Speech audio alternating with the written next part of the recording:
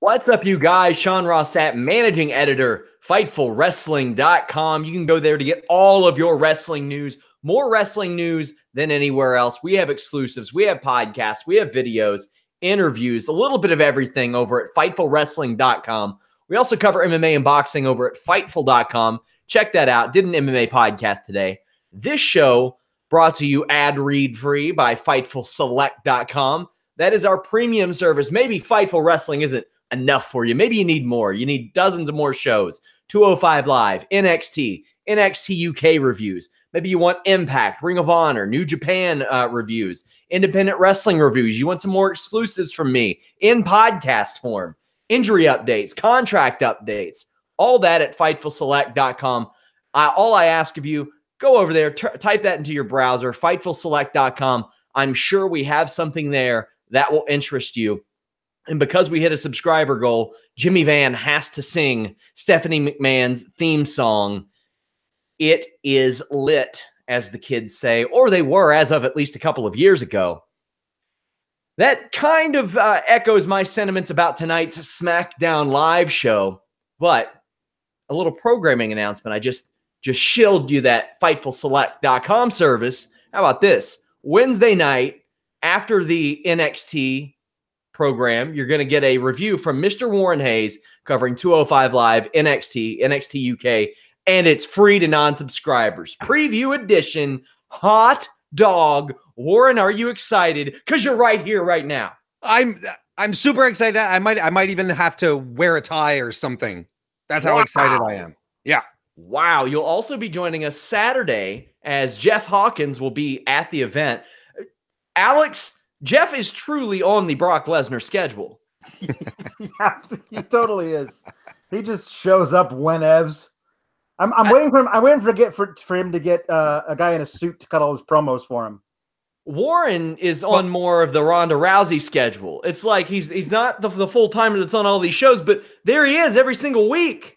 He's popping up. So we're going to talk about SmackDown Live tonight. If you all do subscribe to FightfulSelect.com, you saw the scoop that I put out thanks to my beautiful Baskin-Robbins gift card that Andrade and Ray were getting some time tonight and main eventing. And I told you guys off the air, I inquired a little bit more about this. And I was told, yeah, it's going to be wild. And I said, why wild in comparison to last week? And he said, or they said, there's nothing they're not allowed to do tonight. And I said, all right.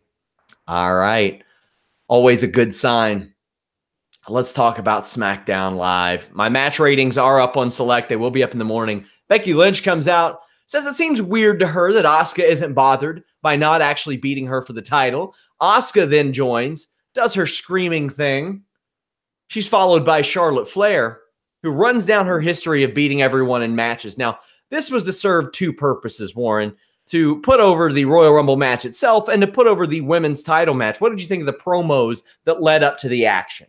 I think it's I think it's very good what they set up for the evening. The one thing that sort of started off a little iffy for me as far as the promos went is Becky's tangent that she has to, always start off by saying, I was the one they kept down. I was the one that they disregarded and I brought back attention. She always seems to dig back into how hard she had it over the past 18 months, 2 to 2 years, which is true. And I think at first it really did light a fire for the progression of the Becky Lynch character. At this point, however, every time she starts bringing up, I used to be overlooked as well, I'm starting to cringe a bit. And that's not why we like the new Becky Lynch now, or this incarnation of Becky Lynch. That's not why we like her. We like her because she goes out and she kicks ass. We don't want her to whine about her past anymore. I think we're well beyond that point. But that was recuperated really, really quickly with the other women coming out. It worked for me. Alex, your thoughts on this? I don't know if it's beginning to like wear thin on me, but I do think it's true to the character that she felt slighted for so long that she's never gonna give that up. Like, that's going to be something that, like, even if she's not promoing about it, in like 2 years, she'd be like, 5 years ago, all you bitches hated me. Like, you didn't like, nobody gave me anything. 10 years from now, she's going to be like, I've won 8 championships since then, but still, I'll never forget it. Because she'll never forget how these people that she came up with were all treated better than her backstage, all this kind of stuff. It feels right. That's the fire that lit under her. And she hasn't replaced that, even though we have replaced it with like, yeah, we know you're great. We've moved on to just like rooting with you, as opposed to like, gosh, won't they give Becky a chance? But for her, that woman who was never given a chance, that woman isn't gone. That woman's still there inside her. And I like that, like it's still motivating her. But you're right. For some of us, it might be like, okay, we've heard this promo. You don't have to do it every time. But I like that it's still there. This leads to an Asuka-Becky brawl. Asuka attacks Becky, but ends up getting her ass kicked pretty thoroughly, including with a jacket. She's got her ass whipped. Like, did you all ever see the PWG clip with Kenny Omega and ACH pretending they were Steve Austin and The Rock? That's a good one. That's a good one. I'll have to check that out. The best jacket beating I've seen since then. Very good stuff. I thought this was a good way to lead up to their match. Becky getting the upper hand, which cynical people like Alex would tell you means that she's not going to win at Royal Rumble. Yeah, I mean, traditionally, but we don't know. We don't know. Mandy Rose then defeated Naomi. We see a highlight video of Mandy Rose trolling Jimmy Uso and Naomi. Well put together. Way more well put together than this match. The only thing I really liked about this match was Naomi meeting Mandy on the ramp. And this was the right thing to do. They can't collar an elbow tie-up after all this. No, but they could have tried other stuff. Yeah. Well, this match was not good. No, it was very bad. It was, and it's unfortunate. It's really strange because they were building this to be something that Naomi could sink her teeth into, like get some emotion into it. Man, Naomi all her offense was really, really soft, or at least it looked really soft. And, she was just going through motions. And at some point she runs the ropes, but she doesn't really run the ropes. She sort of leans back into them and then skips across the ring. Kind of, I was like, what is she doing? And I can understand that at some point, maybe you get frustrated and unmotivated, but goddamn, it was subpar. There was a lot of times with Naomi, the in-ring work is either really, really good or it seems really unmotivated. And tonight it seemed really unmotivated. There were some nice schmacks that were thrown. But other than that, there were some botches. The facebuster that they replayed, because it just looked different and good, Alex. I mean, it looked different because we don't see that type of situation unfold on a facebuster very often. But the thing that stood out to me, if you all go back, after that nice kick that Naomi does, she throws one of the most uninspired clotheslines that I have ever. I'm talking Orange Cassidy levels of uninspired. Like, like it's her gimmick or something. I don't know what was up here. Yeah, I didn't like any of this. I didn't like any of this. I also didn't like, oh, well, Mandy wins. And then Jimmy's got to get in the ring being like, welp. Like there wasn't anything to it. He just stood there. He wasn't like consoling his wife. He wasn't angry on her behalf. None of that. He was just like, I'm standing here because I was told to. No, he's standing there saying, we got through this shit together. Let's move on as soon as possible. Oh God, let's hope. Let's hope. But in that case, you can't have Mandy win the feud. Like, she can't, like, get rewarded for all of her terrible behavior. Naomi has to win the feud. If this is the blow-off match and Mandy wins, what the hell are you guys doing? Naomi's won all kinds of shit in her career. 2 world titles, WrestleMania Battle Royal. She's won all kinds of stuff. I know, whatever. This was just not good at all, man. Real bad. I'm ready to see Sonya in the ring regularly. I'm ready to see Sonya be to the SmackDown division.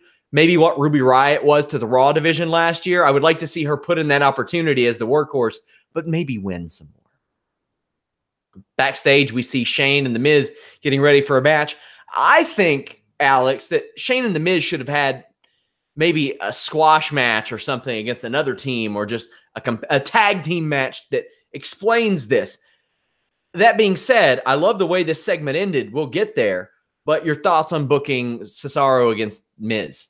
Well, I mean, I'll always watch Cesaro against Miz when Miz is like trying to fight from underneath and doesn't have like, his wife out there throwing, perfume in people's faces. Like I always love when Miz actually has to use his smarts and not just, being a chicken shit to win matches. Yeah, I mean, maybe that's the whole point, is that the first time we ever really see these guys in an actual tag team match, it's going to be for the straps on the pay-per-view. Like, it's going to get us to, tune in, call your local cable provider. Yeah,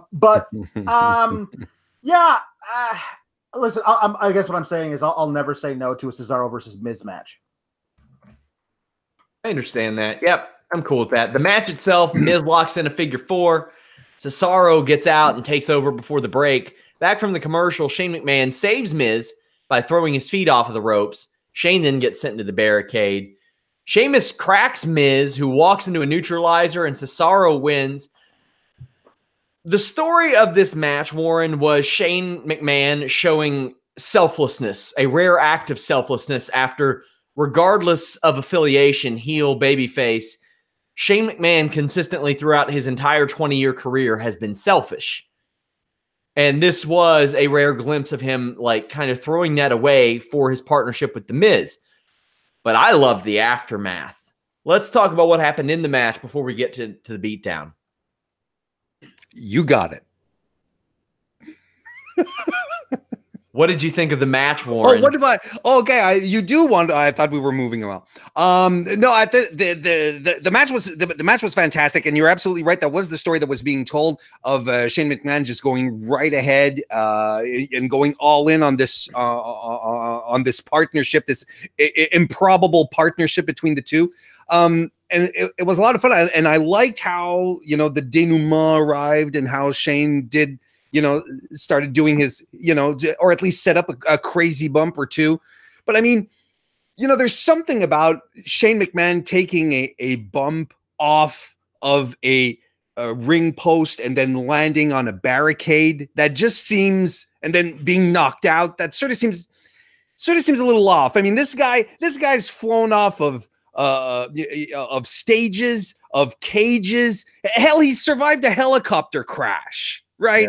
Yep. If he's going to, he flies off of a turnbuckle and lands in off a turnbuckle post and lands in against a barricade, and they're supposed to buy that he's out. I just want to know what that helicopter pilot was doing, letting Steve Blackman up there to chase Shane McMahon to begin with. Like, that was really irresponsible. After this match, Shane attacks and takes out both members of the bar and gets laid out by Sheamus. Sheamus pushes him off the top rope as he's going for his elbow, and Shane eats a nasty brogue kick. And I love the way this was finished. Alex, they channeled, I don't know what I could compare it to, maybe the Harris brothers in WCW's H-Bomb. Yeah. But with some more, they hoisted the Miz up in the air, or I think it was Shane up in the air, and he slammed him down onto Miz, destroyed the table. This was a spectacle. It was great. Yeah, when you're talking about Shane being selfish, he usually does ridiculous things that could get him killed, but he does it like to put himself over. This was not in that service. This was to put over the other guys. So Shane's a crazy guy. He's a daredevil who do whatever. I mean, I heard that the pilot was trying to land the helicopter on Big Show but missed. Oh God! But anyway, I mean, here's the thing. I loved the sell of landing on the barricade. Like he hit it and then kind of like slid down, like his face just left a trail of Shane sweat on that barricade. It was great. The brogue kick was nuts. Like Sheamus got all of that. This was all good, and this is the thing: is like watching this and going, "Oh, cool! I guess we're gonna get Shane and the Miz as tag champs on SmackDown for a while." Because after this, like this is the kind of beatdown that leads to a hey, the babyfaces came back and won on Sunday. That's what it feels like that. And honestly, this incarnation of that, I'm cool with. Love the beat down. Warren, what'd you think?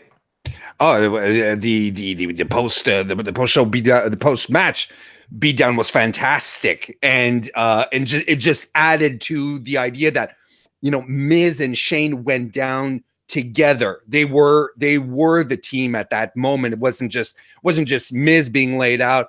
Shane and his act of selfishness, right?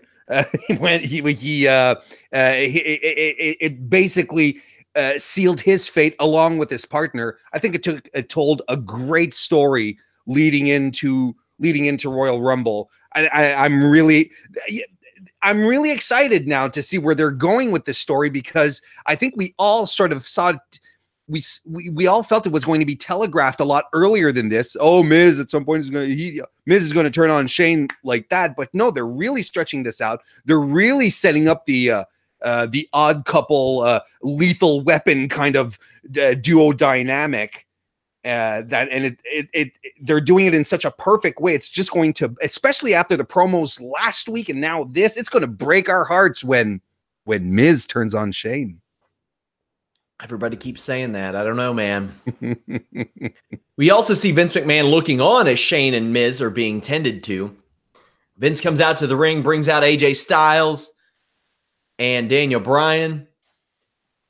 I love the line, Alex. He slammed me into a bunch of processed animal carcasses. This was Daniel Bryan at his peak.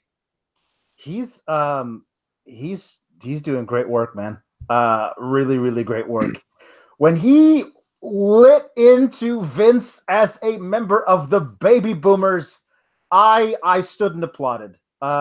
This is like such fantastic, brilliant. Like, there's something like, well, he's not wrong. Vince is absolutely hoarding the wealth and not paying his employees, not doing right by his employees. Like, this is not an untruth. On the one hand, on the other hand, don't make me feel guilty for eating a hot dog every now and then. Like, I love that this guy's back and forth. But seriously, just the idea that they let him just tear into the Baby Boomers with like completely true statements about the generation gap and how the whole world economy is completely screwed. I'm like, okay, cool. I'm behind this guy, but maybe I shouldn't be. I like that about this. I've been on record, man. The Baby Boomers can kiss my ass. They wallpapered over everything and they carpeted over all the nice hardwood floors. Sorry, guys. I know some of you are in our demographic. No, I live in this house. This wallpaper had 4 levels of wallpaper behind it, thanks to all you people. Bryan Warren has a rainforest shirt on. He says that AJ panders to the crowd and doesn't make them feel bad about the things they should feel bad about. Styles says, well, you didn't ride a bicycle to the arena, which I thought was a great babyface retort. Sure. And he calls Bryan fickle. He says that Bryan corrupted himself for the WWE Championship, and when Bryan loses that, he'll have nothing. That's when we get into the Baby Boomer talk. I thought a lot of these, it's hard to hang with Daniel Bryan on promos with this stuff. I thought AJ did a great job, Warren. He did do a good job. He did exactly what he had to do. And and even Vince did what he had to do, because I really think the story of this segment here was Daniel Bryan coming out, calling AJ Styles, saying, you know, you come out here, AJ, and, you know, you don't use your platform to better these people. You just want to pander to them. You just want them to jump up and react. And, you know, I'm the champion of the planet, you know, and so on and so forth. But he's basically calling out AJ and saying, you know, you don't use your platform. All you want is a reaction. And AJ's response to this is, well, if the planet had a voice, it'd tell you to shut up, which gets a pop. And the camera cuts to Daniel Bryan where he's basically like, this is exactly what I'm talking about. Then he turns to Vince, does the Baby Boomer thing, saying, you're hoarding the money, you're hoarding power, blah, blah, blah. And then Vince goes, all right, I got enough. Get in the ring. And again, they cut to Daniel Bryan, and he's like, This is what I'm talking about exactly. And you people are reacting. I loved this promo exactly for that. The people in the ring that he was calling out were doing exactly the stuff that he was calling them out for. It was fantastic. This was really consistent character work. And these guys have a lot more creative freedom now than they have in previous years. That is a great move, especially when Vince is involved too. Styles goes after Bryan. Vince gets pulled in front of him, and then Bryan connects with a knee. I'm excited for their match on Sunday. We're going to make predictions at the end of this show for TakeOver and for Royal Rumble. But Alex, any final thoughts on this promo? No, this was all great. I love that he brought in the crowd as well, because it can be frustrating at times when people don't vote for their own interests, and in sitting there cheering for Vince McMahon, you people were not voting for your own interests. And I like that Daniel Bryan can be, in my opinion, like 70% absolute truth teller and 30% dick. And I've got to decide whether or not I'm going to root for him in that moment. Well, if you want to be 100% dick, check out my friends at BlueChew.com. You know the drill. And if you want people to know your drill, Blue Chew is what you need on the menu. That's BlueChew.com. Blue like the color blue. Brings you the first chewable with the same FDA-approved active ingredients as Viagra and Cialis, so you know they work, but better, faster, cheaper. You can take them anytime, day or night, even on a full stomach. Since they're chewable, they work up to twice as fast as a pill. They're prescribed online, shipped straight to your door, discreet package. You don't have to wait around at the pharmacy. That's why it's better. That's why it's faster. That's why it's cheaper. It's made in the USA and ships direct. No more awkwardness waiting around at the pharmacy. Hey, I need my dick pills. Hey, can I get my dick pills? My fucking dick pills. No. Hit up BlueChew.com, and right now you get it free. Just use that code Fightful. Just pay $5 shipping. BlueChew.com, code Fightful. Hey, guys, you get Blue Chew. Make your penis hard. Yeah, do you want a hard dick? They are at Get Blue Chew on Twitter. Let them know that you heard about them from us and that you are interested in getting an erect penis. Wasn't even going to plug them tonight, but you didn't leave me with much of a choice, Alex. You had to. Good job, Alex.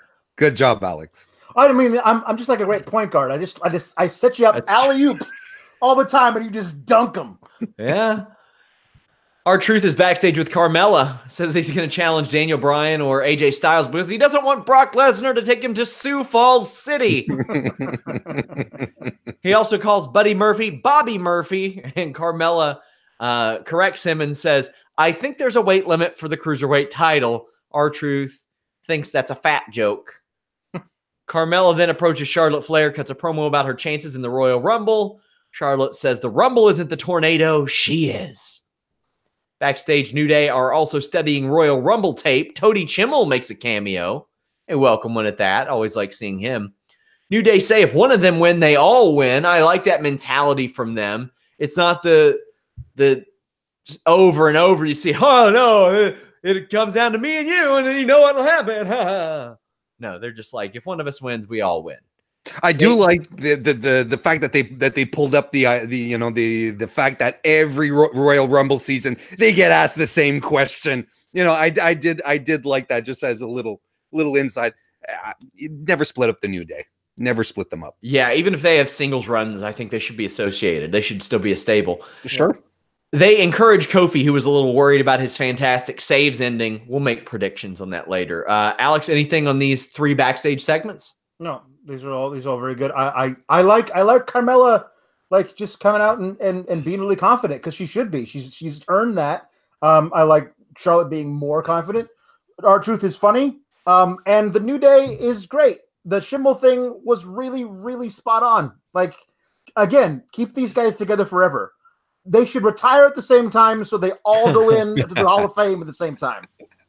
Yeah, I'm with you on the Carmella thing. She has become I'm not going to say like a good, outstanding wrestler, but she's become a fun worker to watch. She's a great character, that's for damn sure. Yeah. And she does exude that confidence, and that confidence belongs on her after the run that she's had. Most successful member of that trio by a country mile.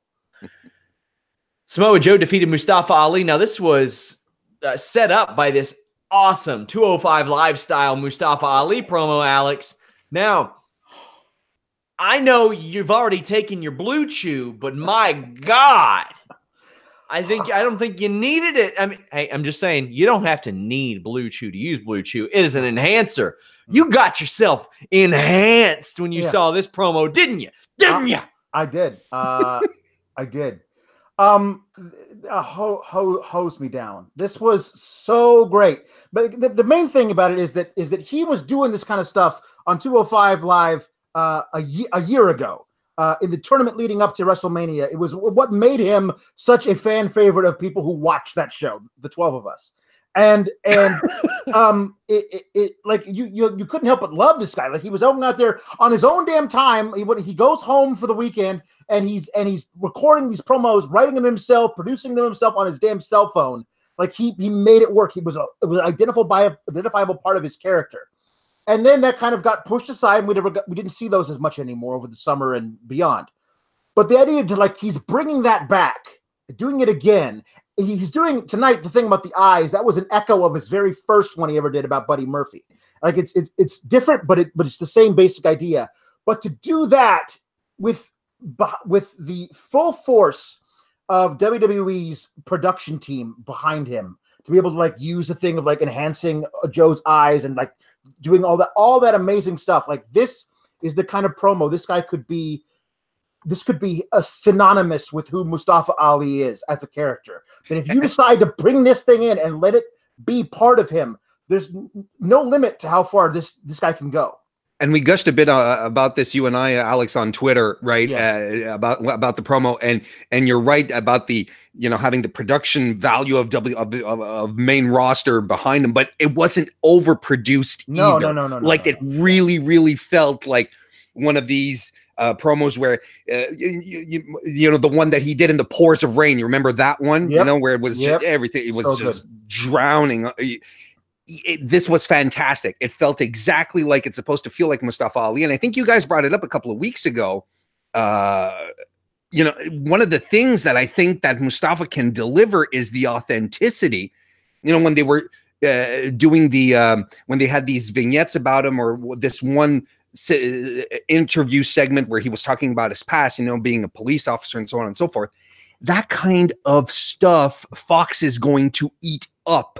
You know what I mean? When it's time to move over to SmackDown, they are going to gobble this stuff up. They're going to see this guy being a real dude with a real story, cutting these real street level promos. They're just going to eat this up. Yep. I ate up this match. It was a lot of fun. Mustafa does a dive outside to the ring, but gets cut off a little bit later when he gets too ambitious. Samoa Joe takes the strikes to Mustafa and kicks him hard. Mustafa buys himself some time with the rolling face buster, a couple of nice drop kicks, but when he tries to go to the top rope, he gets caught in a Kikina clutch, tapped out. A good showing. No shame in losing to Samoa Joe by any means, Alex. No, none.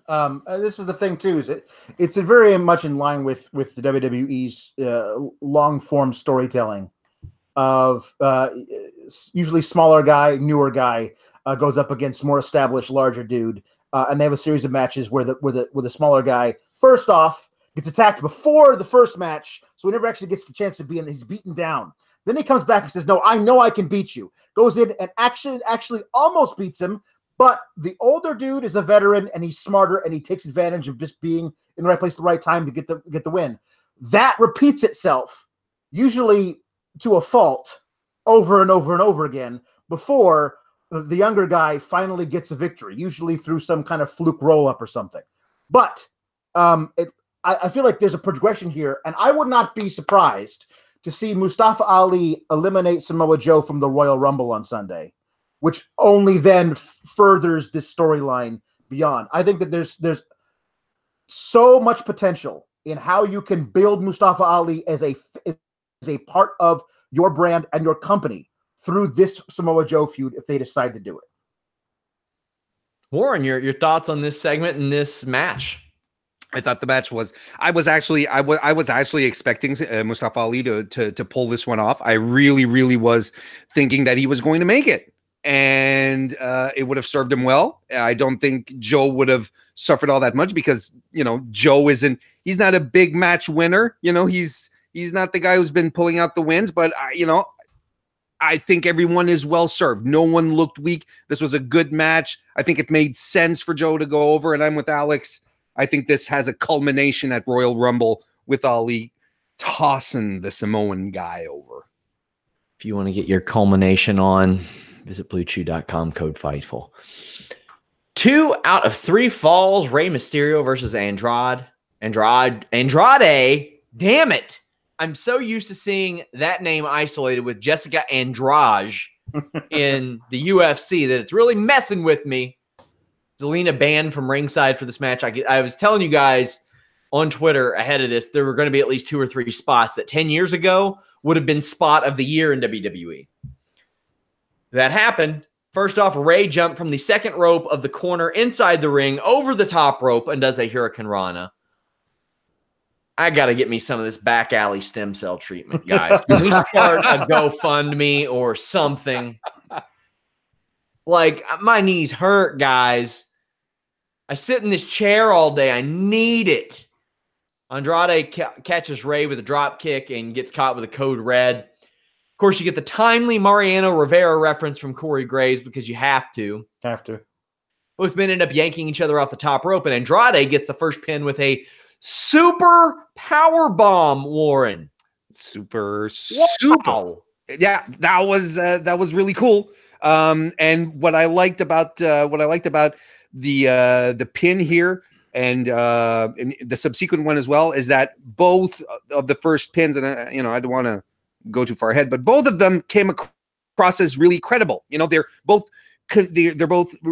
finishing moves, and they finished the guy with that. A sit out power bomb, super sit out power bomb. Yeah, you're gonna knock a guy out. Canadian Destroyer, yeah, you're gonna knock a guy out.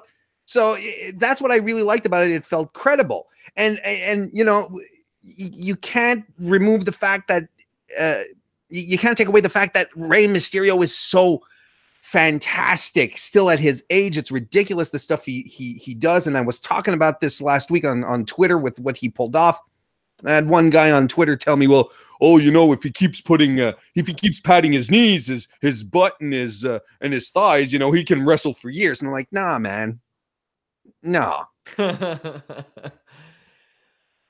Alex's first fall, a little bit more abbreviated than I thought, but after a move like that should finish it. Yes, this is the thing that I love about this. When you do 2 out of 3 falls matches, the first 2 should be just high impact moves that aren't your finisher. Like, it should be one of those things that is just like, in this moment, there's no way I can get up from this crazy thing you hit me with. That also I could not have scouted from you because it's a different thing. Like, I've never seen Andrade hit a top rope jumping sit out power bomb with a deadlift Liger bomb, I believe is what somebody corrected me on Twitter. I've never seen that before. I've never seen that before, but it also felt like, this is the first fall of a 2 out of 3 falls match. So ho hum, no big deal, whatevs. It's just, this old thing, I just brought it out, because whatever. Like, it's amazing that's the level that these guys can get to in the first fall in a 2 out of 3 falls match. So I'm watching this, and by the time we got to the second fall, I was like, how are you guys doing this now on a random go home SmackDown when you could be building to have this kind of a match on a major pay-per-view? I still can't believe they're doing it this way, but I have to believe then that there's more in the tank for these guys and a huge pay-per-view blow-off match down the road.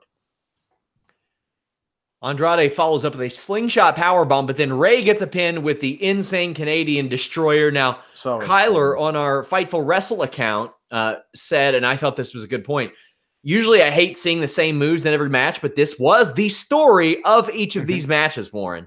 Yep, absolutely. From the minute they pulled it out, and they just keep bringing it back. And I find it interesting. No one on commentary calls it. You know, no one goes out and calls it a Canadian Destroyer. Is it because, you know, they don't want it to become a thing? They don't want it's kind of like when you find a stray cat, you bring it home, but you don't give it a name because, you know, it might leave, or you might have to bring it, you know, to be put down or whatever.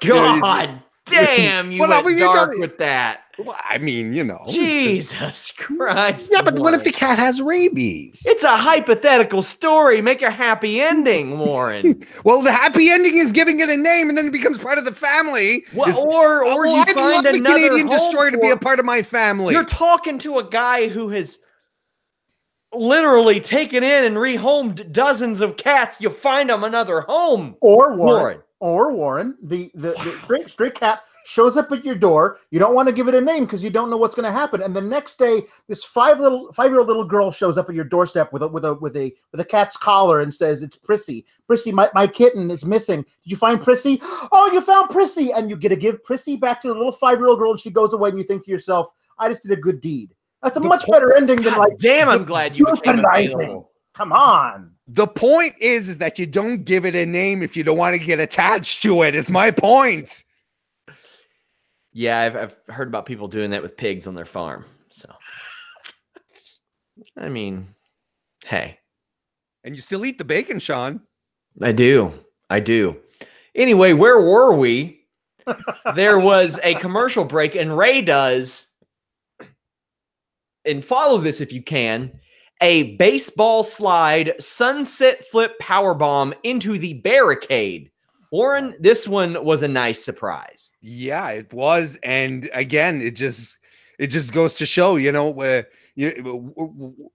Mysterio is going to be 60 and he's still going to be doing stuff that we haven't seen him do before. That was crazy. And he had tried to do the boogie board spot earlier and almost had blocked it, but he went for it again and he upped it. And this was all pretty much what was, you know, this was the story of the match as well. I mean, if your first two pins are going to be off of a super power bomb and a Canadian Destroyer, you're going to have to pull out something special for the final pin. And we got some great stuff like that. It was amazing. It did not disappoint. Andrade, he was fantastic in this match. Ray was too. There was a little hiccup here and there, but you could hear how excited Tom Phillips was to call this match. And that I liked, because Tom Phillips doesn't seem legitimately excited about anything that we are allowed to talk about on the air, at least. But,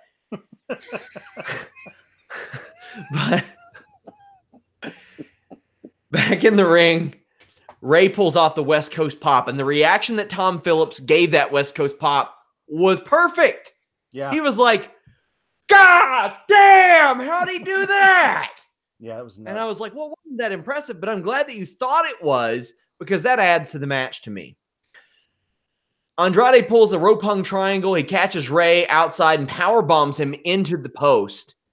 After a hammerlock DDT, Ray gets to the ropes. The only hiccup was Ray got a little too ambitious trying to hit the Halloween Havoc DDT, Alex. Yeah, he did. It's too bad. That would have been amazing. It would. And you know what? I appreciate that he tried to do it. Oh, God. He decided, hey, Andrade, there was this thing I did 22 years ago. And this can we try it? It's like, sure, why not?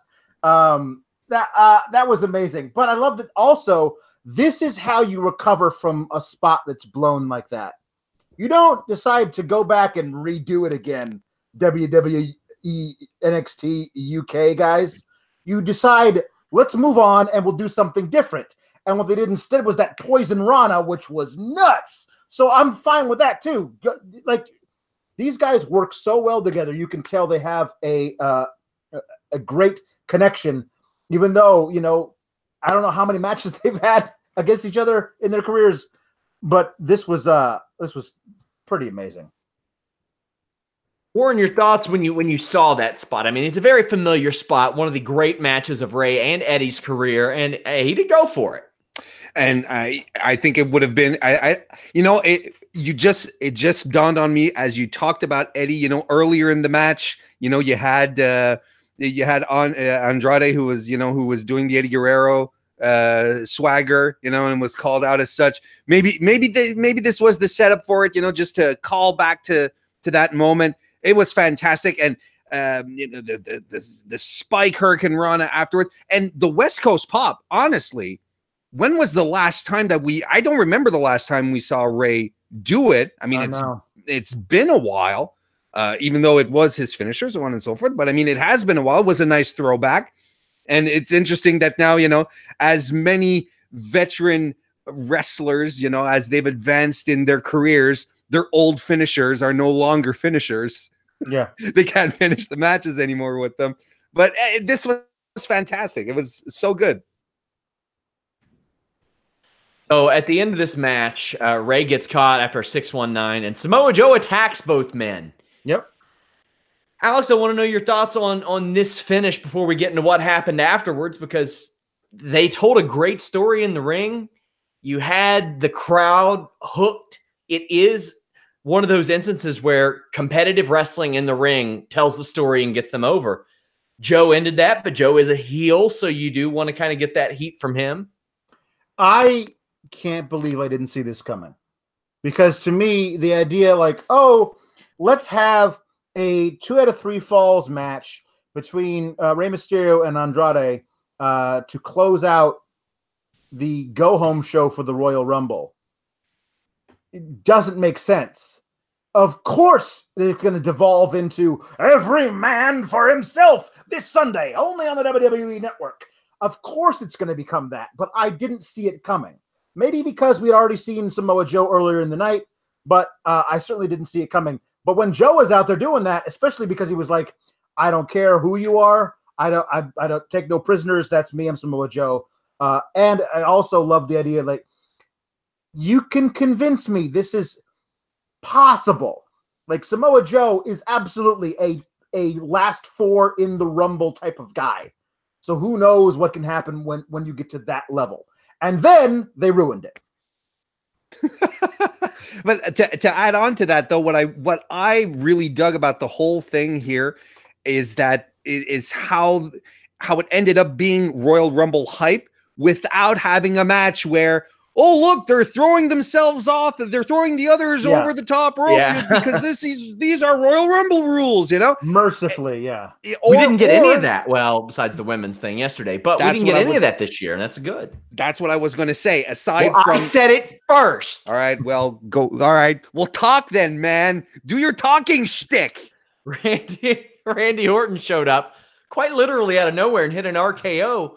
Warren, I thought this was a perfect way to reintroduce Randy Orton back to TV. And by that, I mean he appeared on screen for less than 30 seconds and got the fuck off of it. Oh, can I talk now? Okay.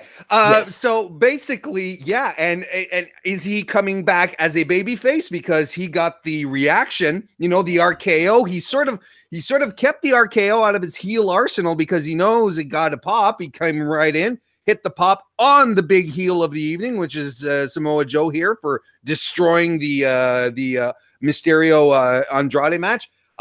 Is he coming back as a babyface? Is he going to work with Samoa Joe? I'd be fine with a program between the both of those guys. I'd be completely on board with that. Go ahead. If I never saw Randy Orton again on my television, I would have been fine with it.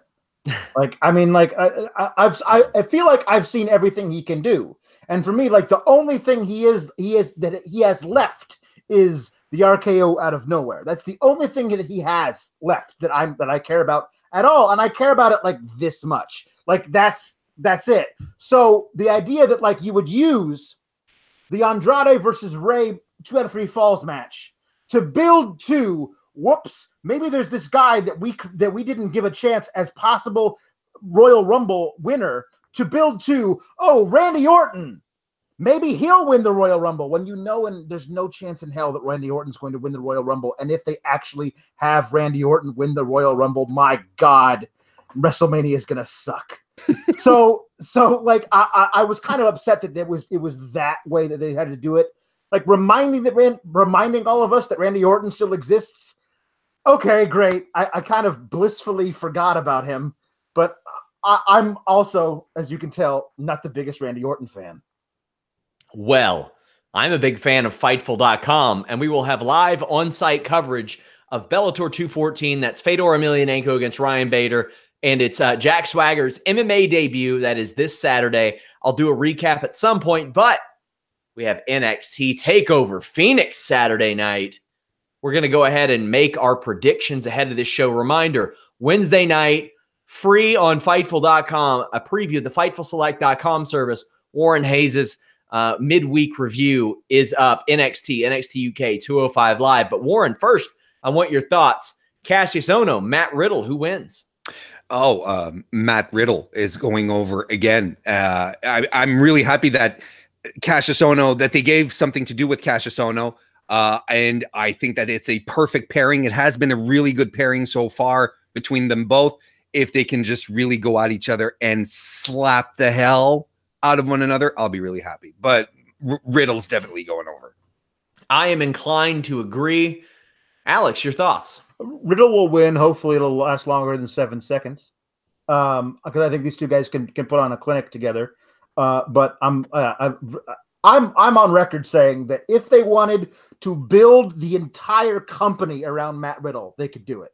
That's how good this guy is and how much of a fan favorite he's going to be on any level. What does it say that we couldn't build Fightful around Matt Riddle, but we could around me, but they could build WWE around Matt Riddle? Yeah. I'm just saying. It's possible. Yeah. Ricochet, Johnny Gargano. This is going to be a schmacker, Alex. Oh, my God. This is going to be so good. I mean, listen, it all depends on what story they're going to try and tell with Tommaso and Gargano. If they're going to go dark DIY, which I honestly kind of hope they do, then having Tommaso be the champion, NXT champion, at the same time Gargano is North American champion, and have them say, okay, now Undisputed Era, we're coming for your tag belts. That would be the most amazing thing ever. I'm a huge Ricochet mark. I mean, I'm a huge fan of Ricochet, have been forever, but the little kid in me really wants to see dark DIY. I think it'd be so cool. So I'm rooting for Gargano here. I'm going for Gargano too. What do you think, Warren? Oh, we got a triple threat of Garganos going on here. I think he does. I think he's long deserving for a singles title. And honestly, this is the kind of match that I really don't care about the outcome, and it doesn't happen very often. But true. I really don't care about what's going to happen. Johnny Gargano is arguably the best worker in the entire company. He's put on nothing but stellar matches in 2018. Let's see how 2019 starts off. I had the joy of seeing that Andrade Cien Almas Johnny Gargano TV taping match about a year and a half ago. It was unbelievable. Right after the hurricane, it was awesome. We have Undisputed Era defending their titles against War Raiders. Is this where War Raiders get it done, Warren? It's hard to call, isn't it? It's really, really hard to call, but I don't think so. I think Strong and O'Reilly, they pull another one out of their hat. It's not going to happen just yet for War Raiders. Undisputed Era, as good as War Raiders are, Alex, it seems like Undisputed Era, it's just like, man, it's a no-brainer that they're tag champions. Yeah, it really is. It's hard for me to think of as anyone else as tag champs, at least for a very long time. And really, what a shame if Kyle O'Reilly can't play guitar on his belt on the walking down the ring. I mean, that's a travesty. I think we can all agree there. Take his belt away. What's he going to play guitar on? Nothing. That's not possible. So listen. I like the War Raiders. I feel like it's if you're going to take those tag belts away from Undisputed Era, it's got to be a real story behind it. Like really beats and beats and beats that gets up to a point where it's just perfect for them to lose those title belts. And I don't think it's right for the War Raiders right now. Dusty Classic. It's coming up. Shayna Baszler, Bianca Belair. Is this Bianca Belair's time, Alex? Well, it all depends on how fast they're going to rush into this Horsewoman program. Like, if they want to say, well, you get the belt off of Shayna, maybe she has a rematch, whatever, but eventually you're going to have Shayna go up there and hang out with Rousey and get in the face of Bayley and Sasha. And then I feel like by Mania, it's time to actually start planting seeds. So maybe this is time. I'm also on record as saying Bianca Belair may not be the future of women's wrestling. She may be the future of wrestling. Like, she's insanely talented and so damn charismatic. So Bianca Belair deserves a title run. I just don't know if now's the time they're going to do it, but I think it's perfect for her to win this thing and stay undefeated. It's one of those things like, yeah, that is an important, crucial part of her gimmick, but it's one of those things where if it doesn't happen, well, that's okay, because you know that she's going to accomplish crazy things throughout her career in general. And that's one of the joys of NXT is there is a life after it, regardless of what people say about what that may mean creatively. Warren, your thoughts on this? I think Shayna retains. I think they're going to draw this out a bit more. I think they might actually emulate Shayna Baszler versus Ember Moon's feud last year, where Shayna sort of popped into the title picture. She had 2 matches with Ember Moon before Ember Moon was called up to main. I think Shayna's call up is inevitable. It's not just yet. It's upcoming, and she's going to get another notch on her belt. She's going to break the undefeated streak. Tommaso Ciampa, Aleister Black. I'm going Ciampa here. I think he is just red hot as champion, and I really think Aleister Black should probably show up in the Royal Rumble the next night and eliminate a lot of people. Yeah. Warren, is this the swan song for Aleister Black? The rumors, are going to swirl if he loses. Yeah, it's going to be interesting. It's an interesting time of year, isn't it? Man, my heart says Aleister Black, but my brain says Tommaso Ciampa because he's so good. And I, even though I said earlier that I don't really care about the outcome of Gargano Ricochet, I too, Alex, dream of the dark DIY. I want it to happen, but man, I'm an Aleister Black guy. I'm a big mark for him. So, I'd really like him to win, but I don't think it's the good choice. Yeah, I agree. I think Aleister should lose, but I feel like if he does lose, it's got to be via Gargano shenanigans to really cement that that he and Ciampa are back together. Also, I think Black's absolutely main roster ready.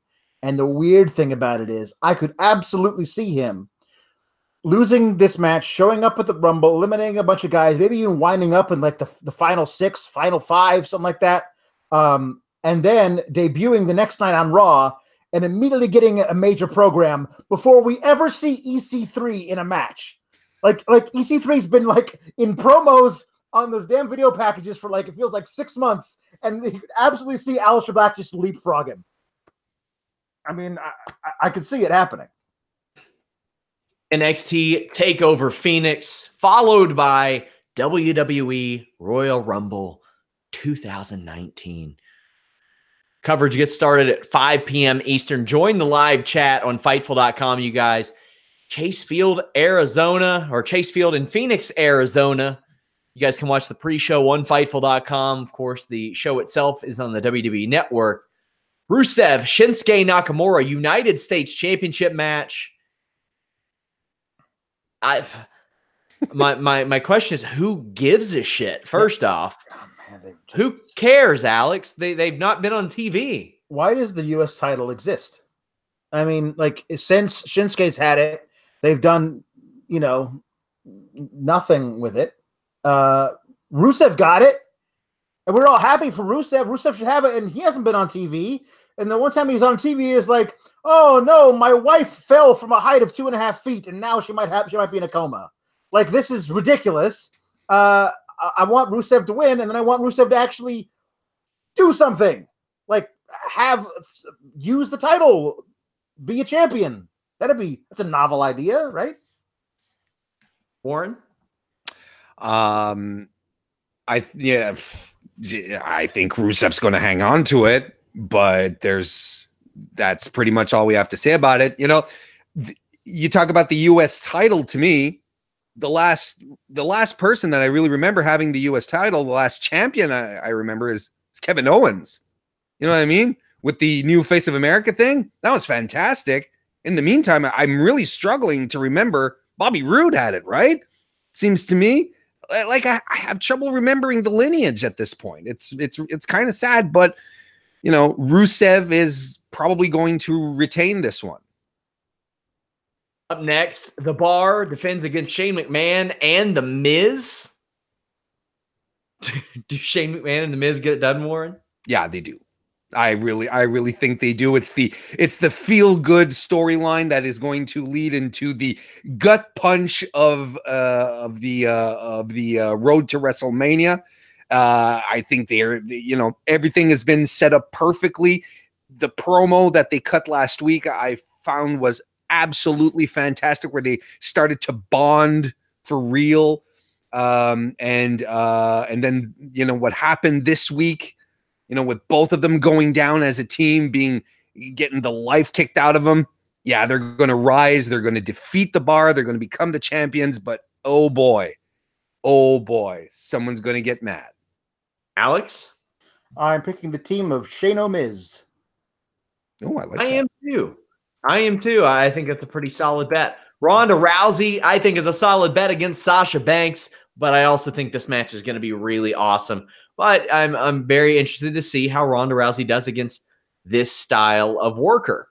Yeah, Alex. Yeah. I mean, Sasha weighs what, 75 pounds? Like she's tiny. I just feel like at one point Ronda's going to try one of those hip toss things where she grabs her by the arm and just throws, and like Sasha minus one of her arms is going to fly into the seventh row. And Ronda's going to look like, oh crap, I still got this in my hands. These two are going to beat the crap out of each other. It does not seem like they like each other at all, like outside of kayfabe. And I think this is going to be a great match with a completely foregone conclusion. There's no way Ronda is losing this title. Warren, I believe you would likely agree. I wholeheartedly agree. There's nothing much else to add. There's Ronda's going to retain. You know, if Ronda can have chemistry with Nia Jax, I don't see why this can't be a fantastic match. True. Asuka versus Becky Lynch. Warren, will Becky regain the SmackDown Women's Championship, or will they go with Asuka? How do we get to what we suspect is the main event of WrestleMania? This is a tricky one, isn't it? And in a certain way, it would be. Wouldn't it be possible in the way that the matches, depending on match positioning, wouldn't it be possible, let's say, Asuka retains for Becky to be in the Royal Rumble? Couldn't that happen? I mean, there's still like what, 8 spots left, something like that. She could do that. She is the man, after all. She could run in and do it and win it, and then be like, I'm moving to Raw. Because regardless, right now, the women's division on Raw needs someone like Becky Lynch. They need strong baby faces right now, because which is weird to say when you have a division where you have Bayley and Sasha Banks in it, and you're like, oh, we need strong baby faces, but they waffled so much with them throughout 2018 that your only real strong baby face is Ronda Rousey. You need something more top heavy. So I have a tendency to say that Asuka's going to retain, but man, there are so many paths to get to what we expect WrestleMania to be. It's really hard to call. I have a buddy who's actually going to this weekend of shows, and he threw something at me. Yeah, Jeff Hawkins, duh. Not him. Another guy. Jeff is my buddy too, but this guy and I go way back, and he was like, he has this crazy notion that somehow Becky beats Asuka, Charlotte wins the Rumble, and then challenges both Ronda and Becky, like winner take all, like the idea of that being like there's two titles on the line, like a unification thing. Like on Raw, there's the women's championship, and on SmackDown, there's the tag championships, and they can move back and forth. Like, I don't know what's happening. I just feel like Becky's definitely winning, and I feel like we're gonna get to this, but I feel like Charlotte's definitely winning the Rumble. Like, unless they do the thing where like Becky lost earlier in the night, but she's gonna be in the Rumble anyway, like Roman Reigns 2 years ago, because everyone loved that, right? Yeah, but this is Becky Lynch. I know, but still, it's still a dumb thing to do. I just don't like it. Daniel Bryan defends his title against AJ Styles. I'm going Daniel Bryan here. Warren, your pick. Yeah, ditto. Same thing. And it actually begs the question, you know, what are they going to do next with AJ? I think the only possible outcome after is to send him over to Raw because, you know, he's done everything on SmackDown. I think after on this, at this point, it's just throw him onto the other side. Let's get some new fresh matches going. AJ and Seth. We did see AJ versus Finn, but get them into a program, so on and so forth. I mean, there's more opportunities there. I think Bryan retains. Alex. Yeah, I think Bryan retains. I think there's a lot there's left to do. I don't think you pass it right back to AJ. I don't know if he winds up on Raw, but I don't think you pass it right back to AJ yet. Finn Balor against Brock Lesnar. I don't see Finn Balor winning this one, regardless of the fact that Brock Lesnar's USADA suspension is up, and once he pays his fine, he will be free to go back to the UFC.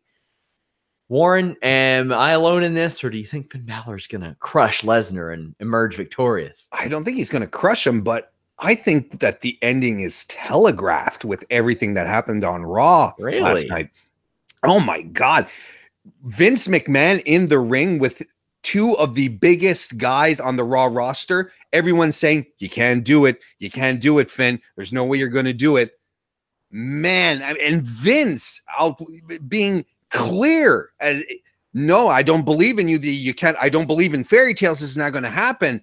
You know, if it doesn't happen, Finn is going to take a hell of a credibility crush from that point. His credibility is going to take a huge shot because he wasn't able. Because Vince told us, Brock told us, Braun told us he couldn't do it, and he didn't end up doing it. I feel the ending is telegraphed. I think Finn, with this shocking surprise victory, is going to do it. I agree that the whole thing is perfectly set up, but as we've seen many, many times in the past, if it's perfectly set up, that's a really great reason for WWE to not do it, because they don't realize how to read the room at certain points. So they might be setting it up like, oh, he's going to get close, but then he'll lose, and you'll love him even more, won't you? But no, we won't. We'll be really disappointed and kind of sad. I think it's also possible they might just decide to pull the trigger. Listen, the only reason I think that is because once upon a time, they said, okay, brand new guy out of NXT, we're going to make you the first Universal Champion. We have no idea what their plans were after that because it got injured in winning that title. But at one point they said, we're building Raw around you. Now, since then, all he's done is prove that injury was a total fluke because he hasn't been injured since. So, like, maybe that whole thing, like Vince usually gets kind of gun shy about guys who get injured, especially the little guys. He doesn't want to trust them anymore. Maybe now Finn's proven you can trust me. All that confidence you had in me to make me the first ever Universal Champion, make me a champion again now and start that program, whatever it was going to be, again. That's still possible. I personally would like that. And then I would like, if you want to do Brock and Braun, you can still do that at Mania. Just Brock versus Braun. No title on the line. You don't need that. Braun gets his win. You can move on from Lesnar until he comes back and takes WWE for some more money. Right. Whatever. Cruiserweight title match. This could be a show stealer if they get like 8 minutes even. It's on the pre-show, so who cares? Well, I care. It's going to be great. A lot. You have this weird thing about the pre-show. They use that to sell this pay-per-view. That is true, but they've also proven on Survivor Series that whatever happens in the pre-show doesn't count. Okay. Well, it's going to count if one of these people win the Cruiserweight Championship. That is true. Kalisto, Akira Tozawa, Hideo Itami, Buddy Murphy. I'm inclined to believe that the Murphy or Itami would be my picks, based on the fact that Daniel Bryan went out and straight up and sort of endorsed Itami, which was kind of cool. I think if you're going to put it on Itami, this would be a smooth place to do it, but also Buddy Murphy could sneak one in. Warren, you're our 205 Live post-show podcast fellow. What do you think? It's Buddy Murphy is retaining. It's still extremely fresh. I think he's the chasee. He's not the chaser. He is the final boss of 205 Live. There's no question about it. It's too soon to take it off of him. He looks like a champ. He acts like a champ. He's fantastic in the ring.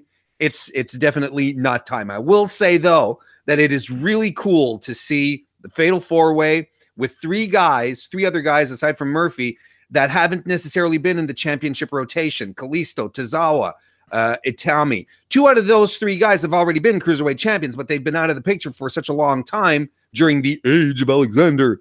Now this feels good. It feels like a fresh next chapter for the Cruiserweight championship. But man, Buddy Murphy is still hanging on to this. Itami's the only guy with the gravitas to possibly win this match and become champion. However, I will say I was shocked and chagrined that they had Kalisto go over Lio Rush in the semifinals, that little tournament. Know, because right? if Lio Rush was in this match, he would be my pick.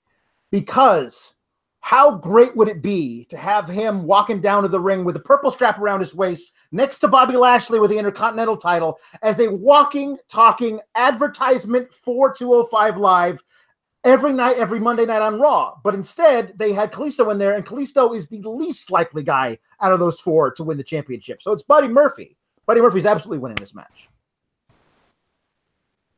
Women's Royal Rumble match. Here are the entrants so far. Carmella, Natalya, Bayley, Ember Moon, Ruby Riott, Liv Morgan, Sarah Logan, Mandy Rose, Sonya Deville, Zelina, Alicia Fox, Naomi, Mickie James, Charlotte Flair, Tamina, Peyton Royce, Billie Kay, Dana Brooke, Lana, Nia Jax, Nikki Cross, Alexa Bliss, Lacey Evans. Predictions for this before we get into any surprise entrants or anything like that. Who do you think's winning, Alex? Charlotte. Who do you think's winning, Warren? Unless they do the Becky enters after her match Roman Reigns thing, it's Charlotte. I agree. I would also agree. So let's talk about the unpredictable stuff. Warren, surprise entrance in the Women's Royal Rumble. Who you got? This is purely speculation. We are not reporting this. So help me God. If I get on a website or Facebook and somebody has sent me a message, Pro Wrestling Turd Chronicle on Facebook is saying that Fightful is claiming that the cat is going to be in the Royal Rumble match, I am going to go off. This is just fun speculation. If Ernest the Cat Miller is in the Women's Royal Rumble, that would be a scoop, though. It would be. It would be. Warren, who do you think is going to be in it? I have three ladies on my wish list. I'm pretty sure Shayna Baszler is going to pop up. They have a tendency of putting the women's champion in there. I think that Rhea Ripley is going to be flown in for that as well. They being WWE, they love Rhea Ripley, and she just looked fantastic in there. And I think they're going to toss in Casey Catanzaro in there as well. You know, a good one. A little quick entry, pull off some high flying stuff. You know, she's a homegrown WWE talent. Yeah. They want to show her off a bit. You know, this young lady up and comer. Look at her go. Sure, put her in there. Not to mention the little extra press she can get, of course. So what we'll do is we'll each throw out 3 different ones, or at least 3 different acts. I will go, since you said Shayna Baszler, I'll go with the other 2 horsewomen. I could see them running a bit of a Wyatt family straight edge society thing. That's a good way to get those 3 over. Have them eliminate some established people. I think Maurice, she is looking like she is in Royal Rumble shape of late. And Eve Torres, who we have not seen a lot of in the ring.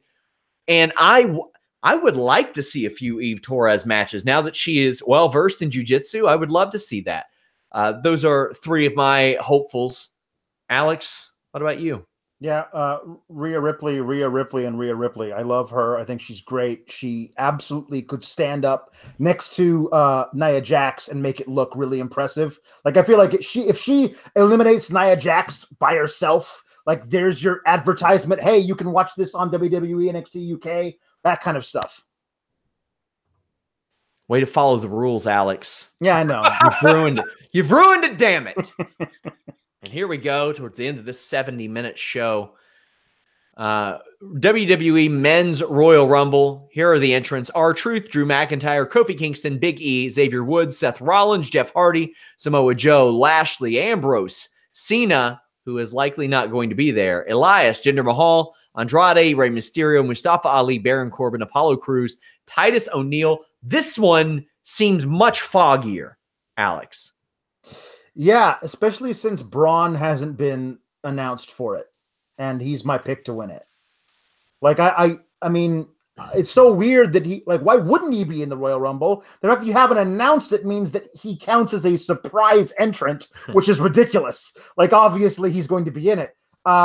So yeah, I feel like they could actually be saving him for like 28 or 29 and have him come out, just clear the entire ring, and then R-Truth comes out at 30, like, oh crap. Like, there's a lot that you could do with this. But yeah, if Braun's somehow not in the Royal Rumble, then Drew. And also, I think it is Raw's turn to win a Rumble. Yeah. They SmackDown won both of them last year. They won the Rumble in the year before, and Charlotte's probably winning this year. Probably, yeah. They do that a lot. For a while, it seemed like SmackDown would get like the Survivor Series wins back in the day and the Rumble wins, but they wouldn't get the main event. We'll see how that ends up. Warren, your thoughts on the winner of this Royal Rumble? To me, it's not all that foggy. It's Seth Rollins. Like, Seth Rollins throughout it all has been the most consistent worker throughout 2018. He's been there every night. He has not been injured. He has pulled off mostly fantastic matches, if you want to get pedantic about it. But he, to me, he's in the WrestleMania main event. And right up until what happens next Sunday, you know, to me, he was the man who was going to take the belt off of Brock at WrestleMania. And I think he still deserves his spot to main event there. He's been the brand. He has been Monday Night Raw. He's carried the brand through excellent matches. It's his to lose. Let's put it that way. It's time to speculate. By the way, I picked Seth Rollins to win this Royal Rumble, but it is time to speculate our 3 picks each for a possible surprise Royal Rumble entrance for the men. I'm going to go I don't think EC3 will be a surprise. I think most of us expect probably EC3 to be in there. So that's not what I'm going for. I will go Adam Cole because he is not on this show or not on this weekend show. I think that's a safe one. But is that even really a surprise? And I don't want to burn through them for you guys, but I think Velveteen Dream might be working a little bit on social media. Yep. You know what I'm saying? Yeah. And I think it could be him, but I'm going to go off the wall for 2 more. Ken Shamrock, a guy that has not been used repeatedly by WWE, has a little bit of familiarity. The world's most dangerous man, still looks good from what I understand, is wrestling again. And how about this one? I would love this. David Arquette. David Arquette should get a surprise spot in the Royal Rumble, even if it directly mimics like what the Hurricane did last year. I think that would be great. Maybe him and Ray face to face, WCW champion versus a guy who never got that title. Never got that damn title. Warren, who are your surprise picks? I think Bray Wyatt makes his return at Royal Rumble. And I think everyone is going to pop huge, and it's going to be very, very good for him.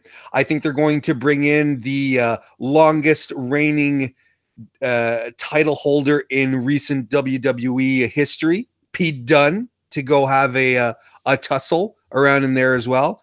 And finally, maybe this, I think they're going to have Kona Reeves. Oh, God. Are you mad at me? This is way worse than you saying that stray cat was going to die. Give me that story all day over Kona Reeves. I can't believe they named him. and yet we still can't manage to get attached to him. But can't rehome him for some reason. But he goes into the ring, he gets tossed out. There you go. Kona Reeves, finest. He gets his moment. It'll work. Oh, Alex. Well, I was gonna say Dream, but instead I'll say Keith Lee, because I think that's a guy that is impressive to look at, and that's important. Like Vince likes that. There's not that many big guys in WWE anymore. So to have a guy who's in there like you can throw around that's like believably takes more than two guys to lift out of the ring, that's good. Tyler Bate, because I love Tyler Bate and he's incredibly strong and could just chuck out some guys that you wouldn't expect him to be able to do.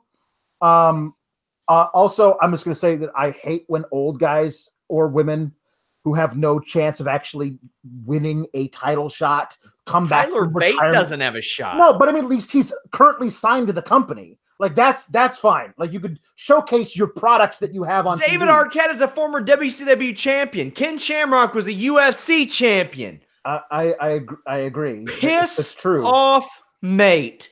Okay. Somebody in our live chat has the balls to say Kona Reeves is overrated. And to that I say, by who? Who?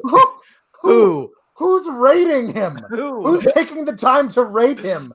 And then I will say, when as you said, the Wyatt, I wouldn't be surprised to see the Wyatt family, like to actually have them run that crap back, like at least Wyatt and one other guy in Harper. But like Harper was really punished for Rowan getting hurt. Like Harper's good. The Bludgeon Brothers sucked, but Harper's really good. Like Harper should be back in wrestling if he's healthy. I like Luke Harper. Guys, we've given you a 75-minute post-Smackdown podcast. We will have clips of this stuff on the air. Warren, let the people know where they can follow you and what you got going on this week.